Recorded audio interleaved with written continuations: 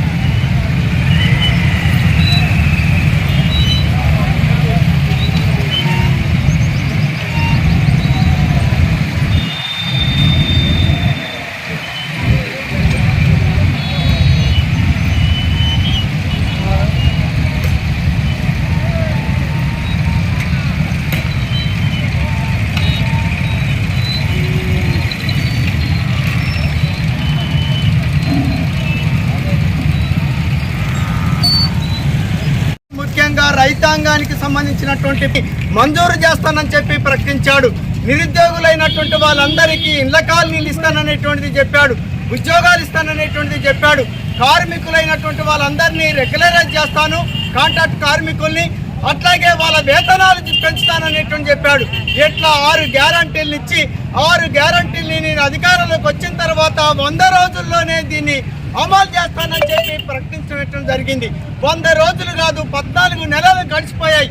అయినా ఏ ఒక్క గ్యారంటీని కూడా ఈ ప్రభుత్వం అమలు చేసేటువంటి స్థితిలో లేదు.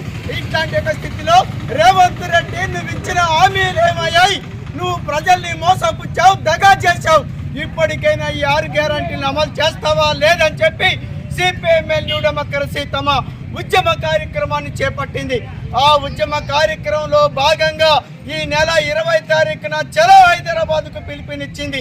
ఈ పిలుపులో భాగంగా ఈరోజు ఈ కొమరారం ప్రాంతంలో మోటార్ సైకిల్ ర్యాలీని సిపిఎంఎల్ న్యూ డెమోక్రసీ ఆధ్వర్యంలో నిర్వహిస్తున్నాం. ఈ గ్యారంటీని అమలు చేయకుండా అప్రజాస్వామికంగా వ్యవహరిస్తున్నాడు రేవంత్ రెడ్డి ప్రభుత్వం. 6 కాదు 7వ గ్యారంటీని కూడా ఇస్తున్నాను. కేసీఆర్ ప్రభుత్వం అప్రజాస్వామికంగా వ్యవహరిస్తున్నది, అట్లాగే కేసులు పెడుతున్నది, నిర్బంధాన్ని ప్రయోగిస్తున్నది. కాబట్టి నా ప్రభుత్వం వస్తే నా పరిపాలనలో కేసులుండవు, నిర్బంధం ఉండదు అనేటువంటి చెప్పాడు. కానీ ఆదివాసీల మీద దాడులు జరుగుతున్నాయి, అక్రమ కేసులు పెడుతున్నారు, మేధావుల్ని అరెస్టులు చేస్తున్నారు, జైళ్లలో పెడుతున్నాడు, పూటకప్పు ఎన్కౌంటర్ చేస్తున్నాడు. మతోన్మాద బీజేపీ ప్రభుత్వ పరిపాలనకు నీ పరిపాలనకు ఎక్కడా తేడా లేదు. నువ్వు కూడా గత కేసీఆర్ కార్పొరేట్ పెట్టుబడిదారులకి అనుగుణంగా వ్యవహరించినట్టే ఇవాళ రేవంత్ రెడ్డి ప్రభుత్వం కూడా వ్యవహరిస్తున్నది. కాబట్టి ఖబర్దార్ రేవంత్ రెడ్డి, ఇప్పటికైనా ప్రజా పద్ధతులలో వ్యవహరించు, ప్రజాస్వామికంగా వ్యవహరించు, 6 డిమాండ్లని అమలు చేయమని చెప్పి సిపిఎంఎల్ న్యూ డెమోక్రసీ డిమాండ్ చేస్తున్నది. లేని ఎడల ఇదే వైఖరి అనుసరిస్తే మాత్రం కేసీఆర్కి ఏ గతి పట్టిందో నీకు కూడా అదే గతి పడుతుందని ఈ సందర్భంగా హెచ్చరిస్తున్నాం. ఈ కార్యక్రమంలో పాల్గొన్నటువంటి ప్రజానికానికి అందరికీ విప్లవ ధన్యవాదాలు తెలియజేస్తూ ఈ కార్యక్రమం మాణిక్యారం వరకు కొనసాగించాల్సిందిగా కోరుతున్నాం. అమలు చేయాలి 6 గ్యారెంటీలు.